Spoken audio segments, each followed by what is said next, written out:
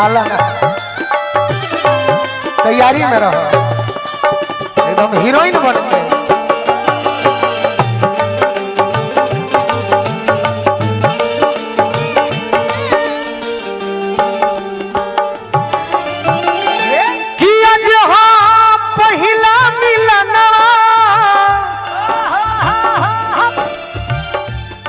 चाहत देखो गीत सैकड़ों बार भइल बा, यूट्यूब वाला भाई लोग चढ़ौले बा,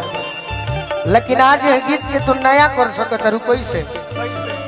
अपन भाव से। यह गीत एगो ऐसा बा कि सुनत सुनत लोग पाकल नहीं खे आज तो कितना गीत आवेला भैया 10 दिन के बाद सुने के मन ना करे, लेकिन ये गीत बा कि हम अगर मर भी जाई तो गीत ना मर सके। तो तू गीत के नया करबू कैसे है ना? देखो अपन एक्टिंग को जितना यह गांव में भाई लोग आइल बा, जितना गार्जियन मुखिया जी आइल बानी, प्रमुख जी आइल बानी, सब लोग तहरा के अगर चंदा कर देवे 5500 रुपया एगो फिल्म बन जाई गोलू राजा के, हीरोइन बनबू तो गीत के नया कर देबू अपना भाव से। कि आज हम पहिला मिलना मिलल सजनी के सजना,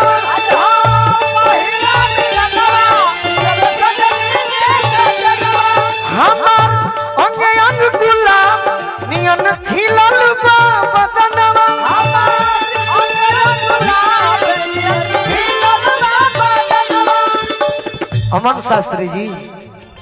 देवापुर से। सुनी सुनी भगवान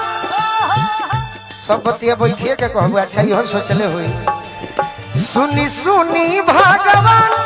जन बिहान होखे दी, अब डायरेक्शन करी हम चलो होने जेने माई बहिन बाड़ी हेने हेने हेने करके सब बात बता देनी तब भूला जालू। सुनी सुनी भगवान जन बिहान होखे दी रही तनी अब केने अइबे कि आज राजा जी के कोरवे जवान हो, आज राजा जी के कोरवे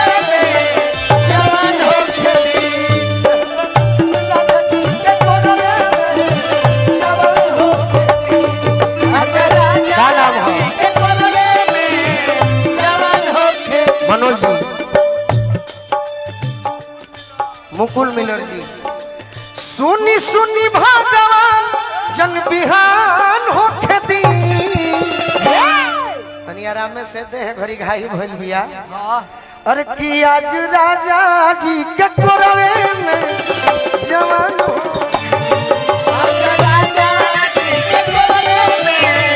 जवान होखे दी, यह राजा जी के कोरवे में जवान होखे दी, राजा जी के कोरवे में जवान होखे दी।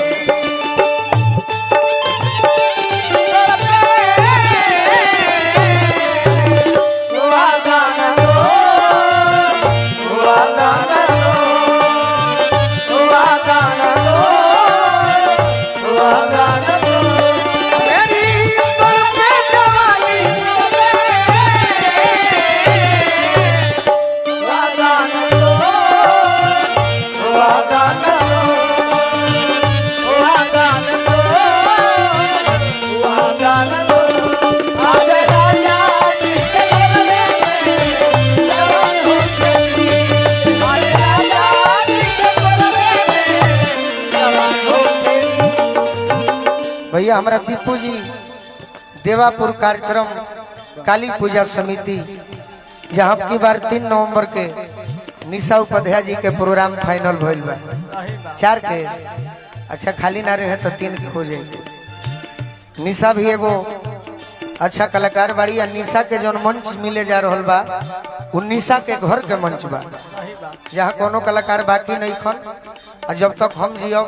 भाई मनले बनी तो कोनो कलाकार बाकी भी ना रहे। दीपू भैया की ओर से पुरस्कार मिलल बा। मुकेश यादव जी युवा शक्ति कुचाई गोपालगंज के माध्यम से बहुत बहुत आशीर्वाद मिलल। लड़की को हतिया का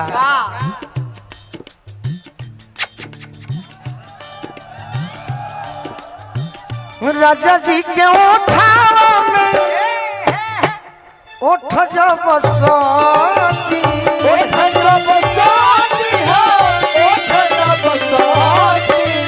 भूख भूख बारी हमारा दिलवा के बाती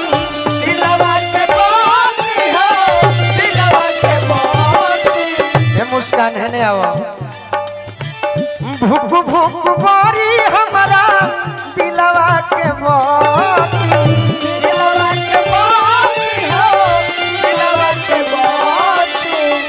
किरत भर लभ के दरियावे में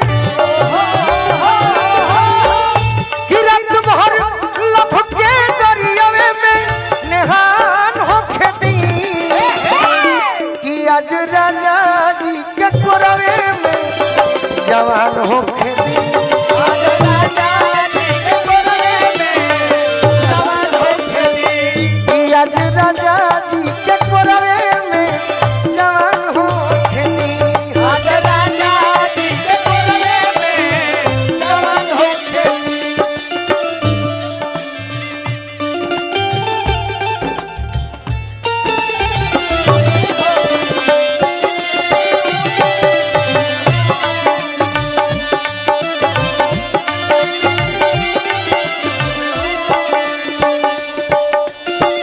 जिया हमर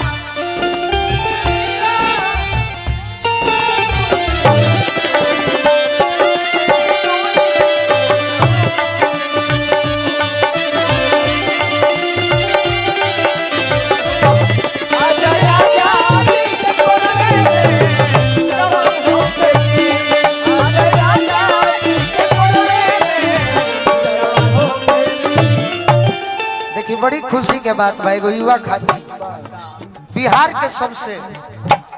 कम उम्र के प्रमुख बानी भैया हमरा विश्वजीत यादव जी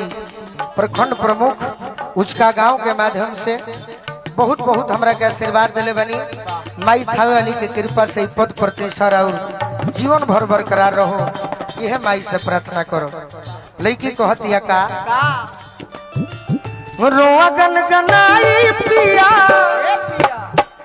गोरा जब उठाई है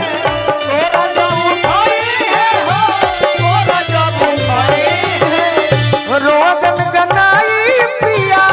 गोरा जब उठाई है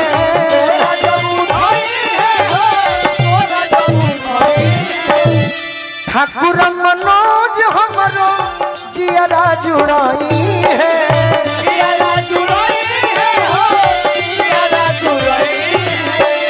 ठाकुर मनोज हमार जियरा जुड़ाई है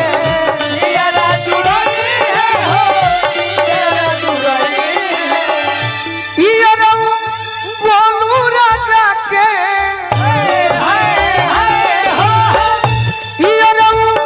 बोलू राजा के परेशान होके दी कि आज राजा जी के कोरवे में जवान हो खेती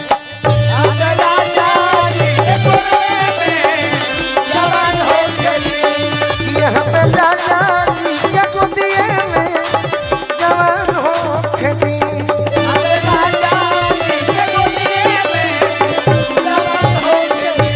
सुनी सुनी भगवान जन बिहान हो खेती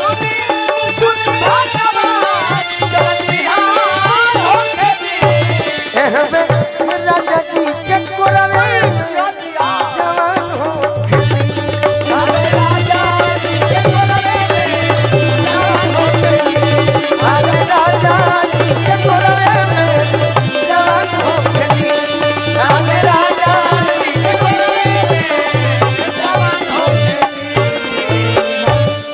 जब एक बाद एजा से हम गई रही तो एगो मुस्कान जी के फरमाइश बा